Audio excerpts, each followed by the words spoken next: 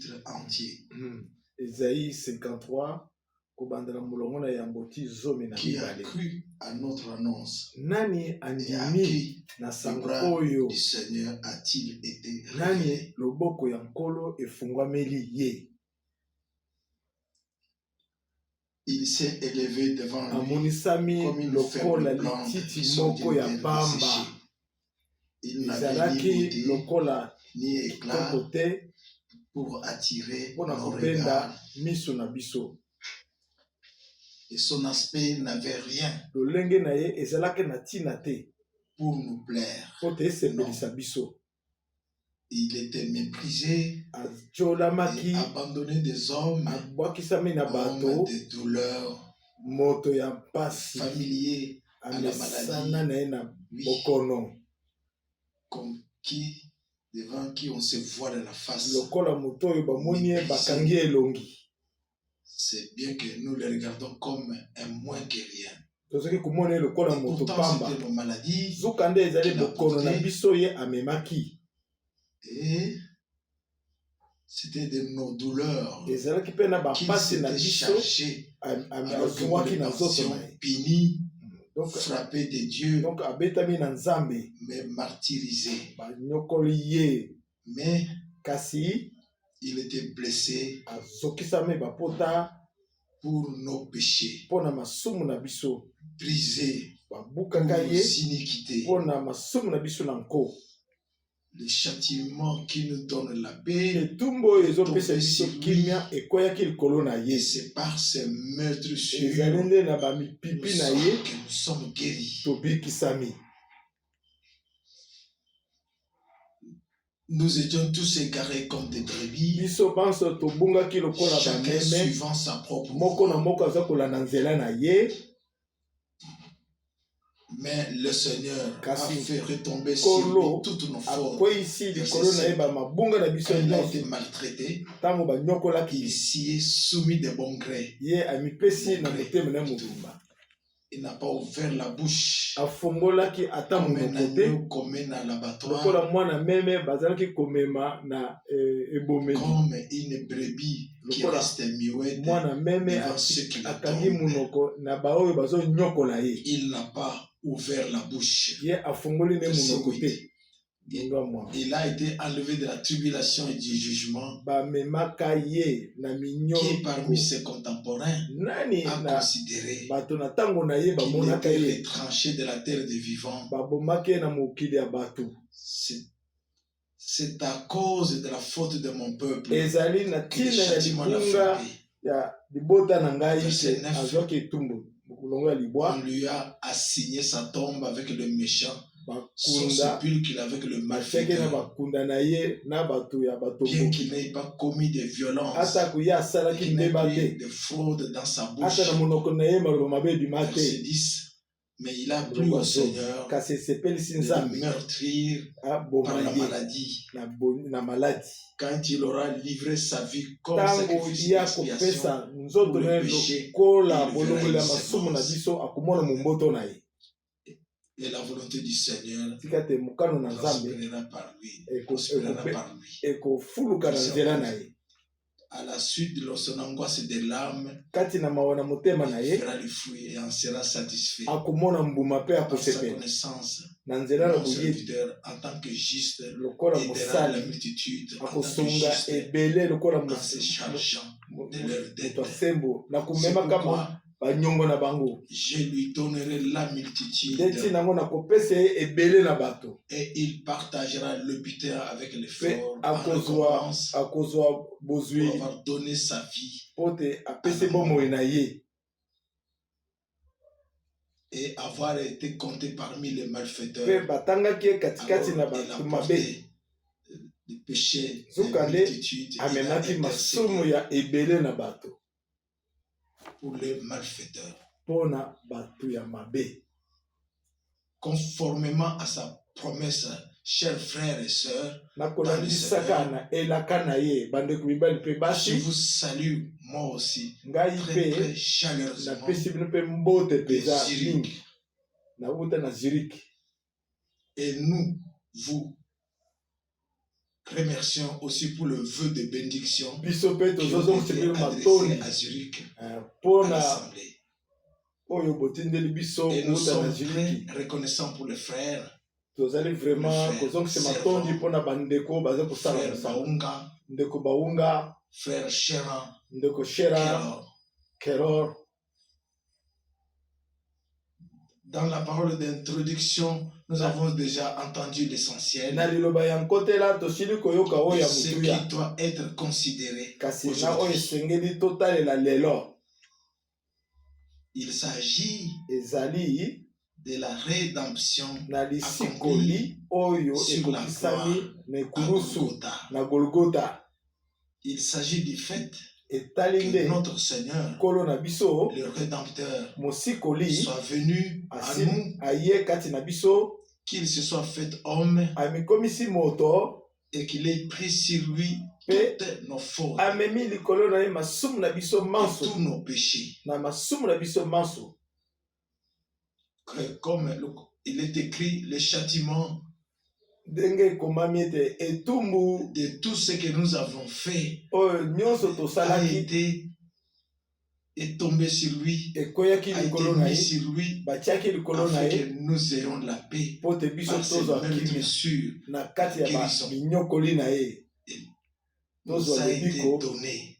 lobiko epesami na biso. Ésaïe 53 Esaïe 53 est le chapitre le plus précieux ezali mokonzo oyo ya de toute mutuya la Bible. na biblia ya mobimba. Et nous remercions le Seigneur Mpe tozongisi matondo na nkolo et qu'il n'est pas seulement écrit ekomami kaka te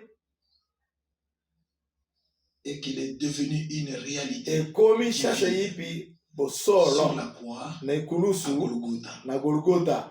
Oui, Yo frères et sœurs, ndeko mbeli mpe basi il ne nous reste qu'une chose à faire, etikeli bobele na eloko moko ya c'est kosala de remercier et kozongisa accepter bobele dans la matondo foi mpe kondima na kondima tout ce qui nous a été donné, le nyonso pardon, oyo la epesaka biso réconciliation, na la nzambe grâce et le boyokani salut, tout ngolo lobiko ce qui nyonso nous a été donné oyo epesemela à biso notre Rédempteur. na mosikoli na biso.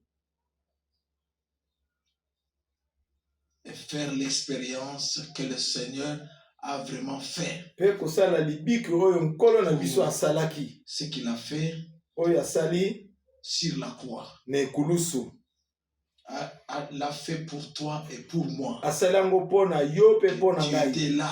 Yo ozalaki wana J'étais là. ngai mpe nazalaki wana Car c'est ce qui est écrit. mpo te yango nde ekomami Il a pris sur lui nos fautes. azwi likolo na ye mabunga na biso mpe na masumu na biso banso Nous na biso tous. banso. Voici le point qui se trouve dès le début d'Ésaïe. tala Ésaïe 53. tala likambo oyo ezali kati na Qui ebandeli ya Esaïe 53. qui a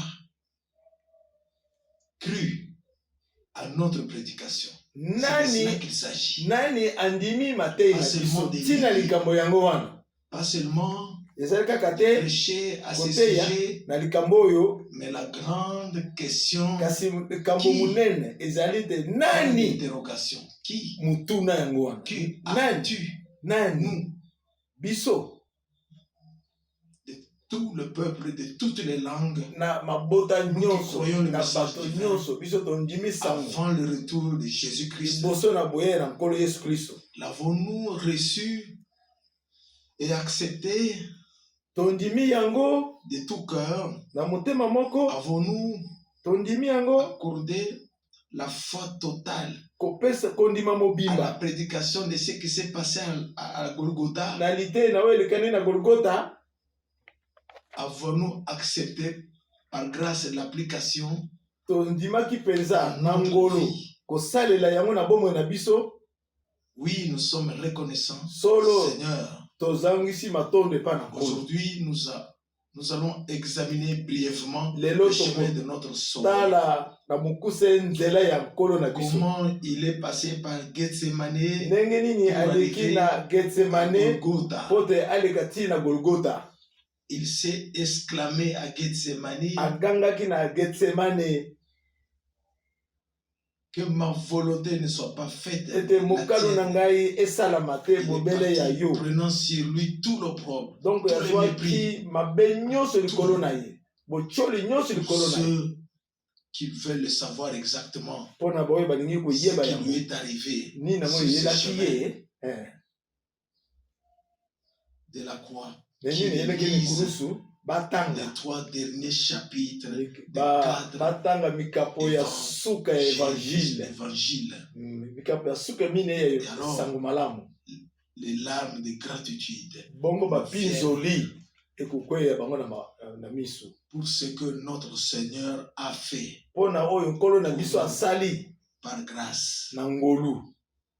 Nous allons maintenant lire encore quelques passages bibliques. Tokotanga sasa hivi. Je t'en prie, frère Bob.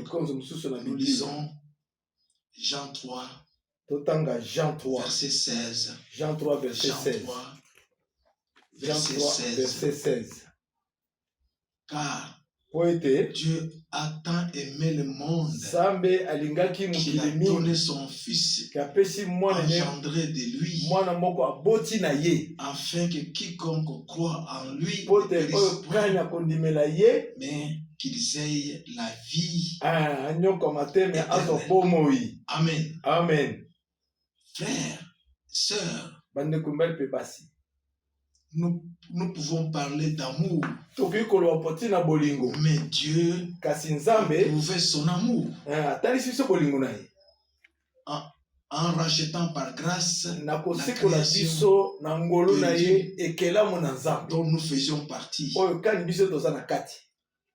En la sortant de la chute, en rendant la filiation divine par grâce. Par grâce.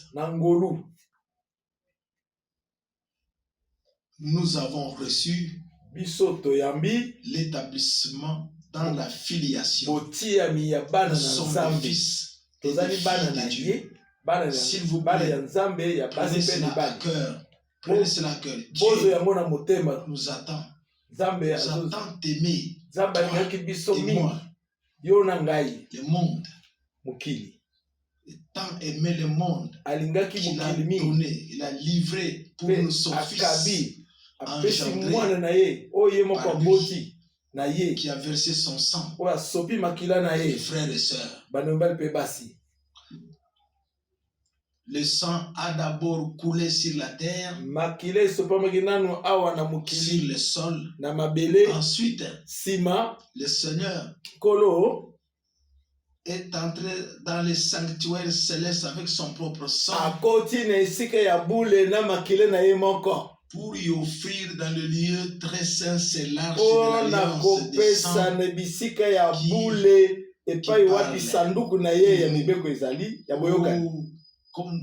comme nous pouvons être reconnaissants, s'il vous plaît, que Dieu nous a tant aimés. Et nous le remercions.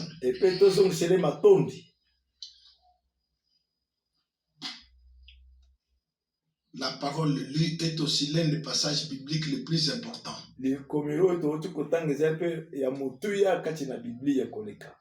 L'un des plus importants que nous ayons dans le Nouveau Testament. Nous lisons de 2 Corinthiens chapitre 5 verset 19. 2 Corinthiens 5 chapitre 19. Verset 19. Car Dieu était en Christ et a réconcilié le monde avec lui-même, ne leur imputant point leurs transgressions, et il a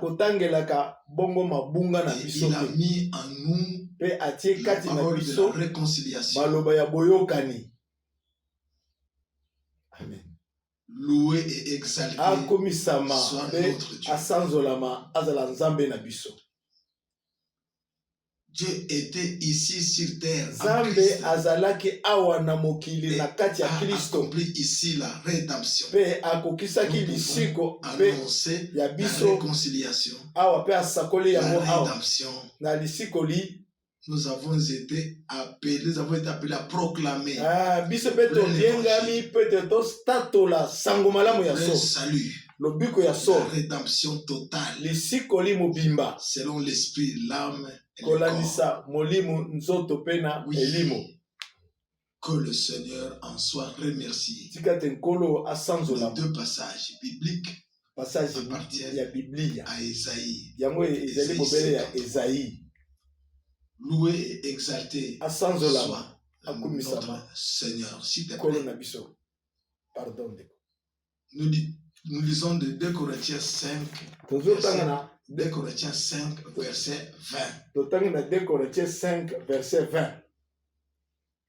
C'est donc pour le Christ que nous parlons.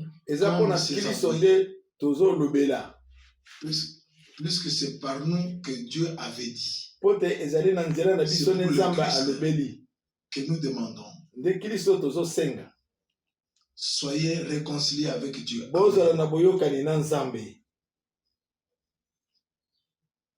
C'est aujourd'hui encore l'ordre divin. Dans la prédication. De ne pas parler uniquement de la fin des temps, du message que Dieu a envoyé, mais de mettre au centre, au cœur de la rédemption accomplie. Pour cela, nous sommes reconnaissants de pouvoir porter de manière équilibrée le message divin et d'inclure dans la prédication tout ce qui en fait partie. Le renouveau, la nouvelle naissance, d'être rempli du Saint-Esprit. Nous pouvons tout inclure dans la proclamation. Tout vivre et expérimenter par la grâce. Loué et exalté soit notre Seigneur. S'il te plaît.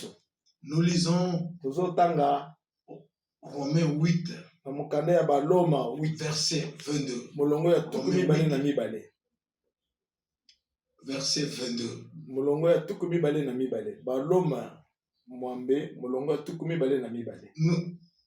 Nous savons en effet jusqu'à présent toute la création gémit avec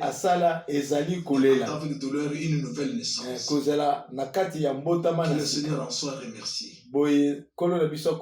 Toute la création attend d'être renouvelée, d'être ramenée à l'état initial qu'elle était avant la chute. Les lions et l'agneau pourront paître ensemble, où il n'y aura plus de mal sur la terre. Et nous savons que c'est proche. Le temps est très proche.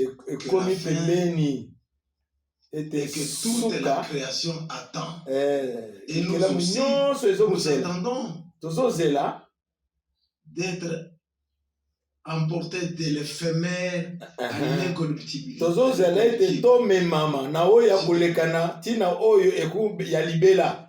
Nous lisons de Romains 8, verset 23. Mais non seulement elle, nous aussi,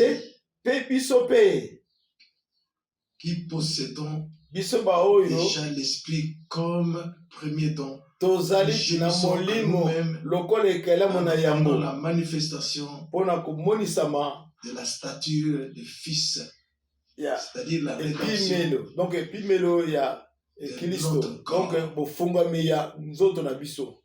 Amen. Amen.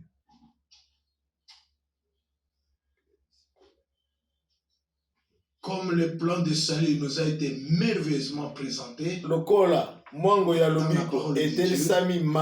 seulement la création, et tous les croyants attendent que d'être retirés de ce corps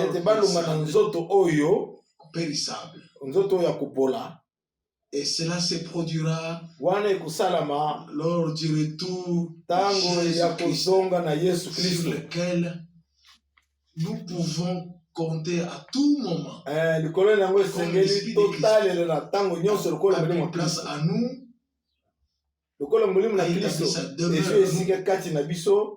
ainsi la puissance de Dieu donnera vie à nos corps mortels. Tout comme notre Rédempteur est venu dans un corps mortel, et que ce corps mortel a pris l'immortalité, et que notre Seigneur a pu dire: j'étais mort, voici que je vis dans toute l'éternité. Nous aussi, nous avons reçu la vie éternelle et nous vivrons éternellement. Que notre Seigneur soit loué de la rédemption accomplie. S'il te plaît, nous lisons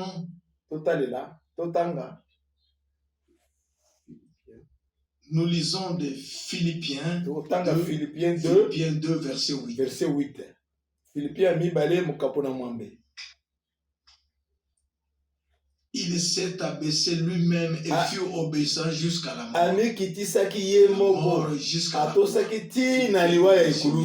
Qu'est-ce qui s'est passé? Notre Sauveur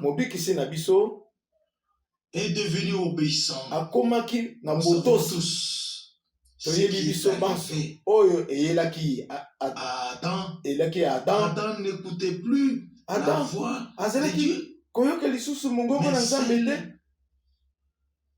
d'Ève. Ève avait déjà écouté la voix de l'ennemi. Vint l'incrédulité, la désobéissance et toute la chute. Notre Rédempteur a été obéissant jusqu'à la mort sur la croix. Et son obéissance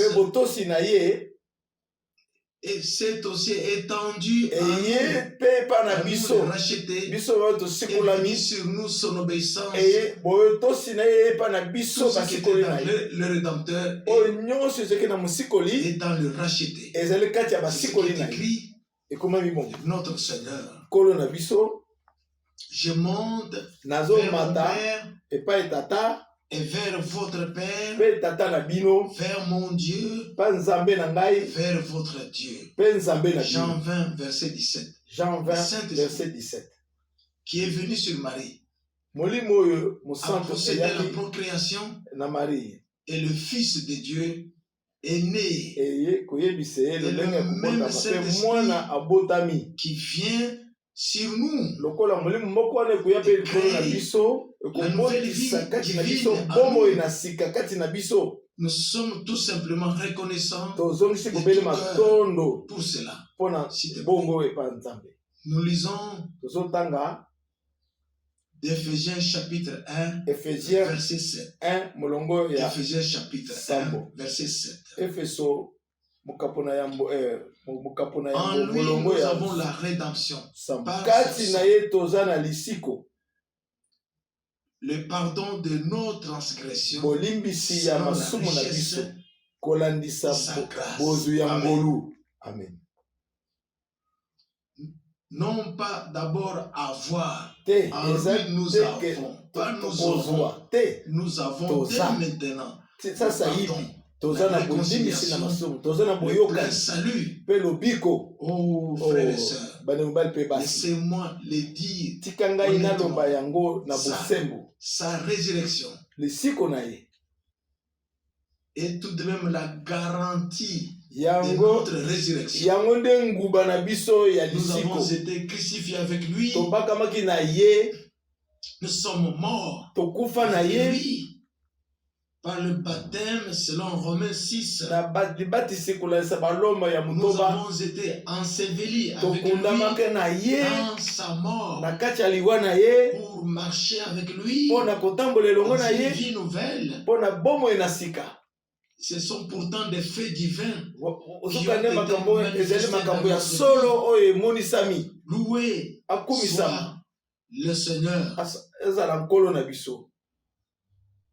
L'accent est mis en lui. Nous avons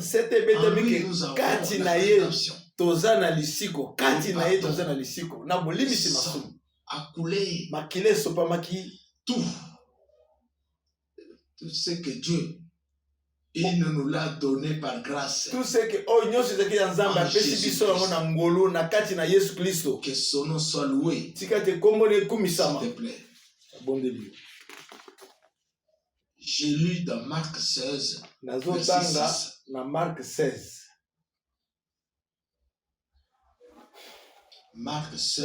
Marc 16, verset 6. Ne soyez pas effrayés. Vous cherchez Jésus de Nazareth. Il est ressuscité.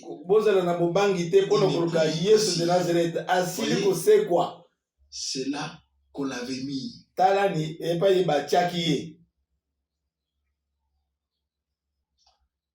Louange d'action de grâce au Seigneur. Nous sommes maintenant à la résurrection de notre Seigneur.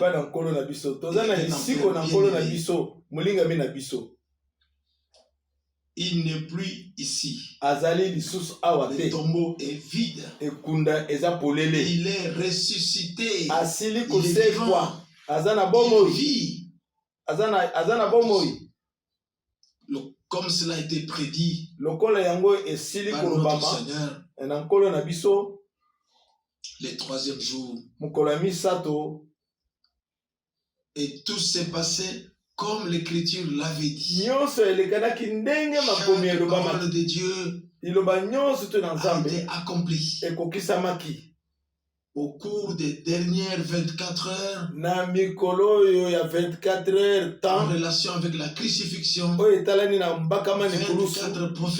24 prophéties de l'Ancien Testament se sont réalisées, se sont accomplies.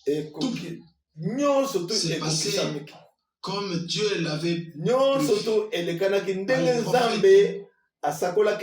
Dans tout l'Ancien Testament. Et notre Seigneur est ressuscité. Il est vivant. Alléluia. S'il te plaît. Alléluia. Nous lisons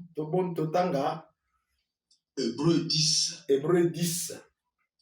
Hébreux 10, verset 12. Hébreux 10, verset 12. Hébreux 10. Celui-ci au contraire n'a offert qu'un seul sacrifice pour le péché.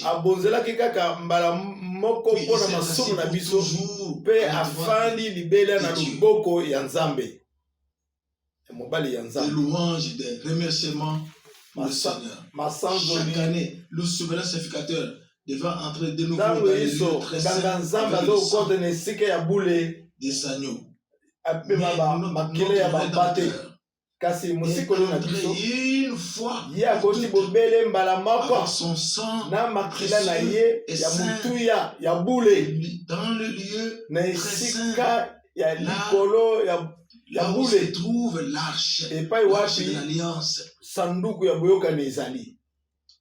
et l'autel avec la fumée des sacrifices, avec la rédemption. S'il vous plaît, prenez cela à cœur, frères et sœurs. Ne laissez pas de doute s'installer. Ne laissez pas l'incrédulité s'installer. Mais croyez une fois pour toutes que notre Seigneur est vraiment entendu dans le sanctuaire céleste et qu'il a accompli une rédemption éternelle pour toi, une rédemption éternellement valable. Loué soit exalté sur notre Seigneur. Acceptez dans la foi. Amen. S'il te plaît. Nous lisons d'Hébreux 10.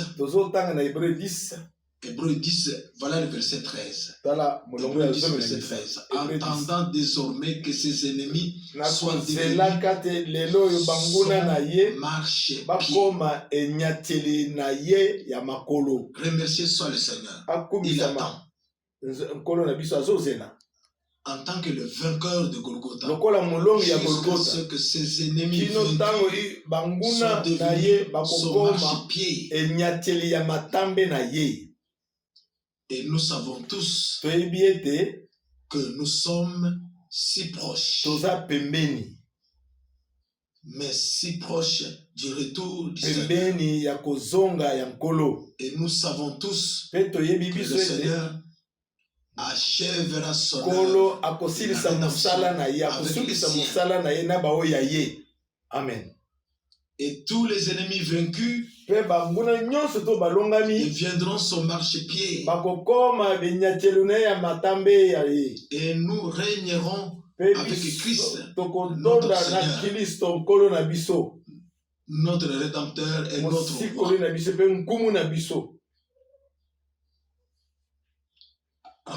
Rendons grâce au Seigneur. Lisons notre passage biblique. Hébreux 10, verset 14. Hébreux 10, verset 14.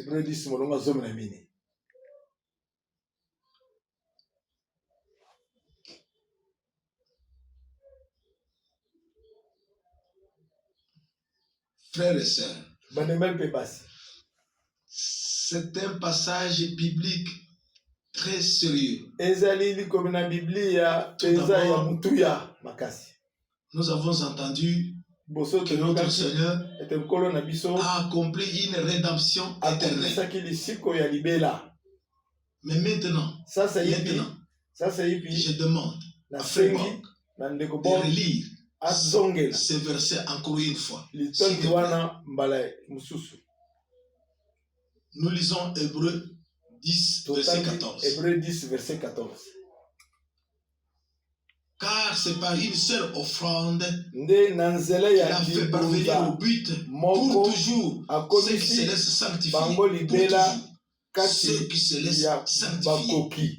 Donc, ceux qui se laissent sanctifier, il les a amenés pour toujours au but. Oh, merci au Seigneur, notre Rédempteur. C'est entièrement donné. Il veut que nous aussi nous donnions entièrement et que nous soyons trouvés en lui, dans sa parole, dans sa volonté, et que nous y soyons sanctifiés. Car la promesse est faite à ceux qui se laissent sanctifier. Eux seuls atteindront le but. Personne n'atteindra le but par ses propres moyens. Seulement ceux qui se laissent vraiment sanctifier dans la parole. Et quand serons-nous sanctifiés en cela? Quand est-ce que nous serons sanctifiés? En recevant en nous les promesses de la parole comme une substance divine et en croyant de tout cœur et en participant ainsi à ce que Dieu fait maintenant. Que nous pouvons être sanctifiés une fois pour toutes. Et cela dans la volonté de Dieu et dans la parole de Dieu. Son épouse s'est préparée, j'y crois, parce qu'il est écrit que le Seigneur reviendra. Et ceux qui sont endormis en Christ ressusciteront. Et nous serons transformés et changés et enlevés ensemble dans la gloire. Ce qui nous semble impossible, Dieu l'a rendu possible. Et nous le croyons. Et nous allons vivre tout cela personnellement.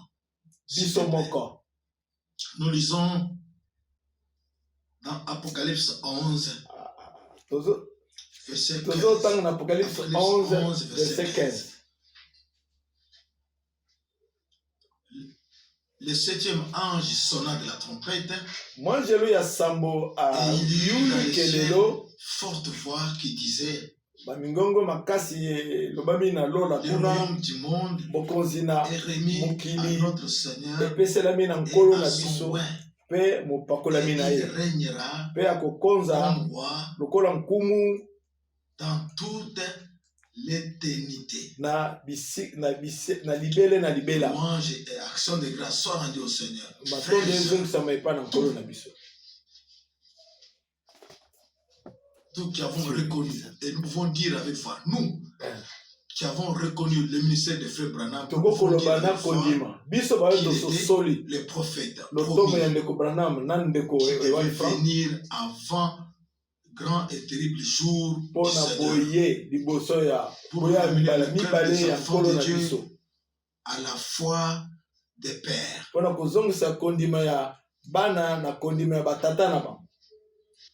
Nous croyons de tout notre cœur. Il a vraiment mis l'accent sur un passage biblique très très souvent, à savoir Apocalypse 10. Et dans Apocalypse 10, il y a la promesse. Annonce que le 7e ange alors, tout le mystère de cela achevé. Et si nous avons lu que le Seigneur établira sa royauté, alors tous les ennemis seront placés comme marchepieds à ses pieds.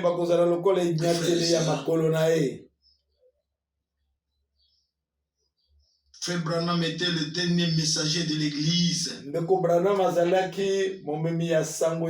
a apporté le dernier message. Mettre tout en place pour établir toutes choses. Et cela se passe sous nos yeux. Que le Seigneur en soit remercié. Cela se passe dans le monde entier. Tous ceux qui font partie de l'église. Mais imaginez, Apocalypse 10, la promesse est faite. Dans le jour où le 7e ange sonnera la trompette, 6 avait déjà fait venir le jugement sur la terre.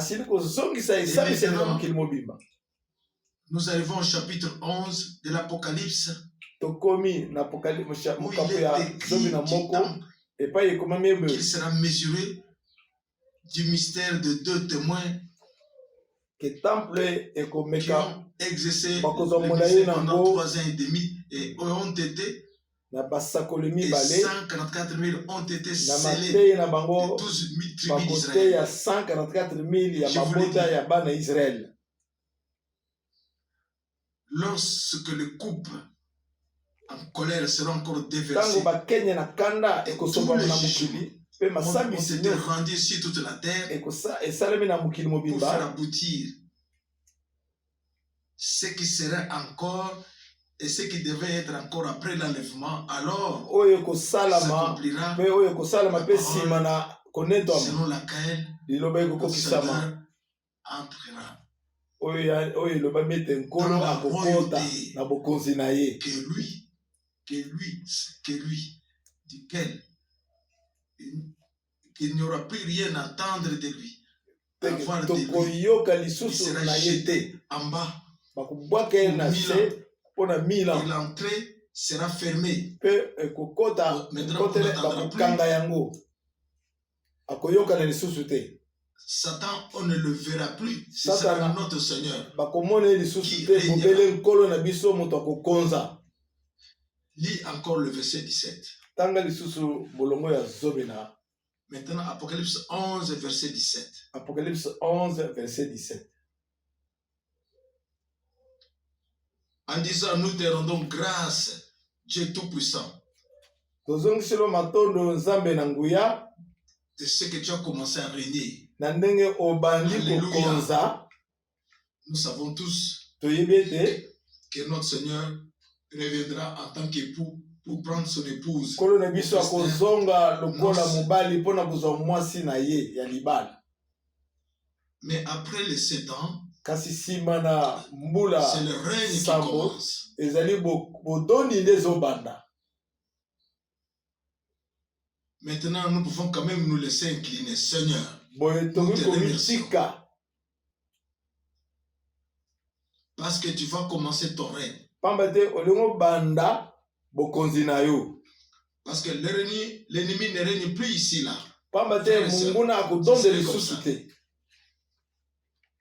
Nous remercions dès aujourd'hui le Seigneur. Achève son œuvre avec son église. Et c'est que l'enlèvement aura lieu. De ce que tout se passera comme il est écrit. Et ensuite, nous te remercions, Seigneur Dieu. De ce que tu as enfin commencé ton règne. Tu es entré dans ton règne.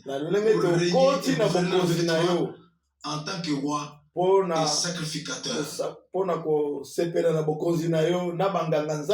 arrive. Je vous le dis. C'est à notre porte. L'achèvement, toutes ces choses est si proche que nous pouvons relever la tête et remercier le Seigneur. Dès maintenant, nous avons encore un passage biblique. Nous lisons le dernier passage biblique. 1 Pierre, chapitre 4, verset 7. 2 Pierre, chapitre 4. 1 Pierre 4. 1 Pierre, chapitre 4, verset 7. La fin de toutes choses est proche.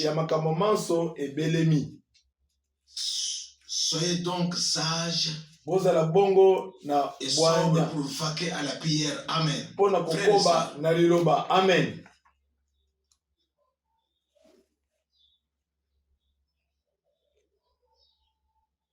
À l'époque, Pierre, inspiré par le Saint-Esprit, a pu dire, pour nous qui vivons maintenant, la fin de toutes choses est proche. Devenir sobre dans la prière. Sobre dans tous les aspects de la vie. Oh frères et sœurs, sobre.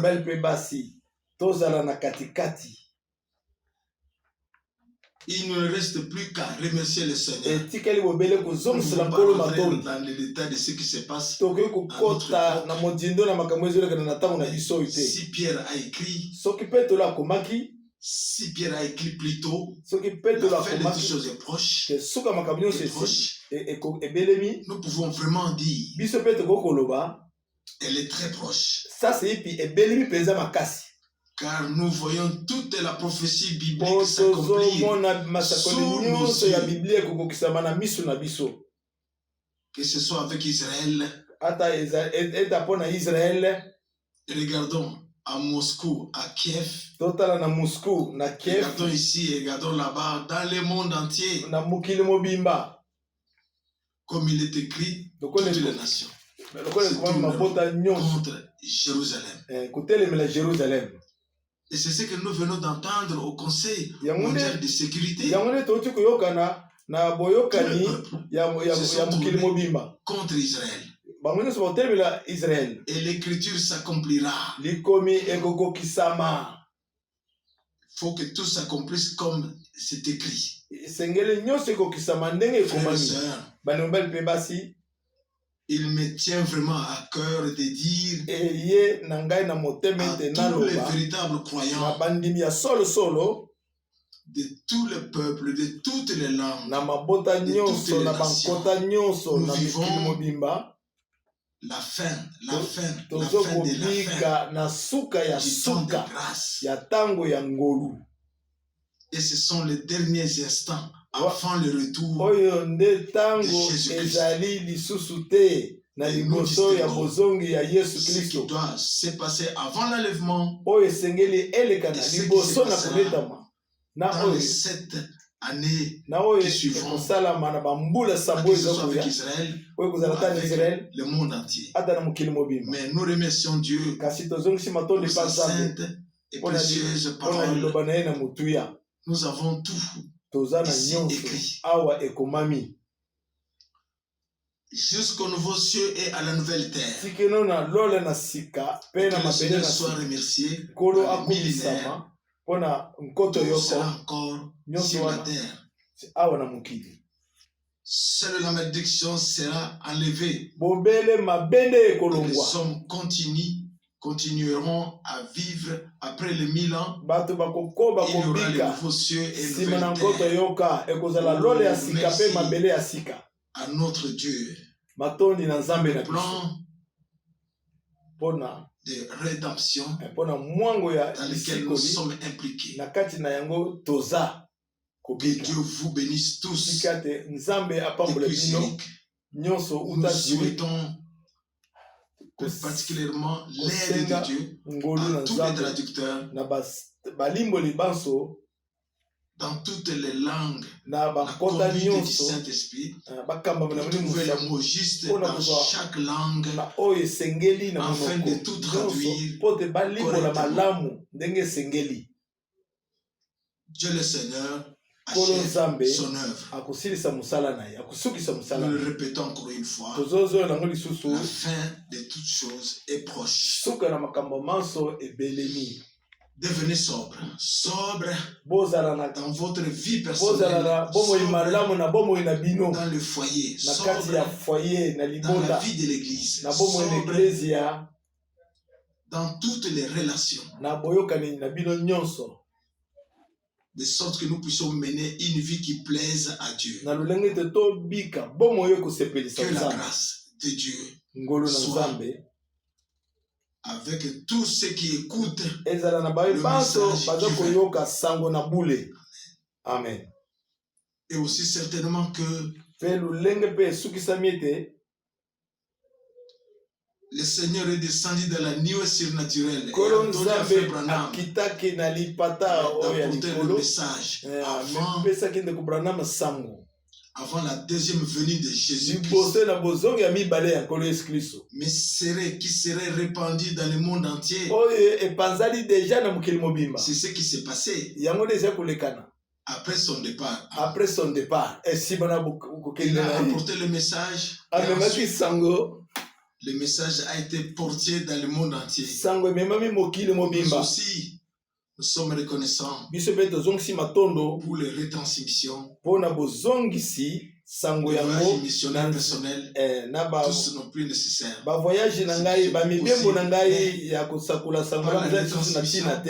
Nous atteignons tout le peuple dans toutes les langues, ainsi que tous ceux qui ont vraiment trouvé grâce pour Dieu.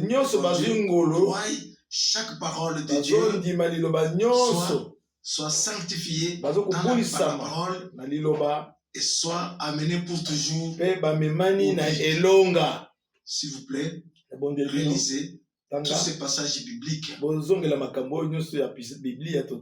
Dieu le Seigneur vous bénisse. Nous saluons encore une fois tous les frères et toutes les sœurs de tout le peuple, de toutes les langues et de toutes les nations. Et nous sommes convaincus qu'à notre temps, notre Seigneur achèvera son œuvre. Que son nom soit sanctifié dans toute l'éternité. Que son sang précieux qui a coulé pour nous soit glorifié. Oui, nous rendons grâce à Dieu pour l'alliance qu'il a conduit avec nous, pour le sang qu'il a versé pour nous, pour toutes les promesses qu'il nous a faites. Il les a accomplies dans notre vie. Loué, exalté soit son saint nom de Jésus. Alléluia. Alléluia. Amen. Amen.